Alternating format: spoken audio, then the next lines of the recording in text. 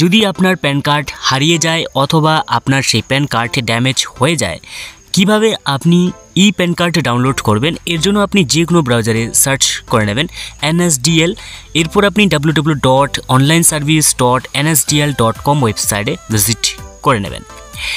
তো আপনি এই ওয়েবসাইটে ভিজিট করে নেওয়ার পর এখানে আপনার অ্যাকনোলেজমেন্ট নাম্বার অথবা প্যান নাম্বার দুটির মধ্যে একটি থাকতে হবে। এরপর মান্থ অফ বার্থ, এরপর ইয়ার অফ বার্থ সিলেক্ট করে নেবেন। এরপর যদি আপনি প্যান কার্ড দিয়ে থাকেন তাহলে আপনাকে 4টি শেষের ডিজিট দিতে হবে, বক্সের টিক দিয়ে নিতে হবে। এরপর ক্যাপচা কোডটি বসিয়ে দেওয়ার পর সাবমিট করে নিতে হবে। প্যান কার্ড তৈরি করার সময় আপনি যে মোবাইল নাম্বারটি দিয়েছেন সেটা কিন্তু কাছে রাখতে হবে। তো আপনি বক্সের টিক দিয়ে নেবেন যে আপনি ওটিপিটি কিসের মাধ্যমে নেবেন, বক্সের টিক দিয়ে নেবেন জেনারেট ওটিপি, সেই মোবাইল নম্বরে ওটিপি আসবে, ভ্যালিডিট অপশনে ক্লিক করে নেবেন।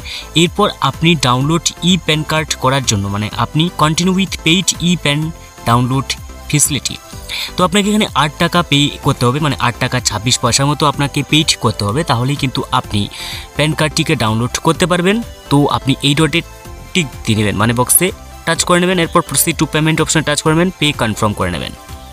তো আপনাকে যে পে করতে হবে সেটা আপনি যে কোনো ম্যাথডে আপনি পেইড করতে পারেন। ইউপিআই, আপনি নেট ব্যাঙ্কিং, অনলাইনের মাধ্যমে আপনি সহজেই কিন্তু 8 টাকা 26 পয়সা পেইড করতে পারেন, ঠিক আছে।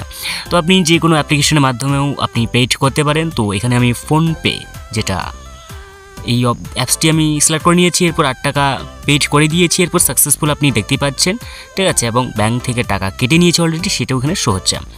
তো এরপর আমি এখানে ডাউনলোড করে নিতে পারবো। এরপর এটা ওপেন তো হয়ে যাবে ঠিকই, কিন্তু আপনাকে ওপেন করার জন্য একটি পাসওয়ার্ড দিতে হবে।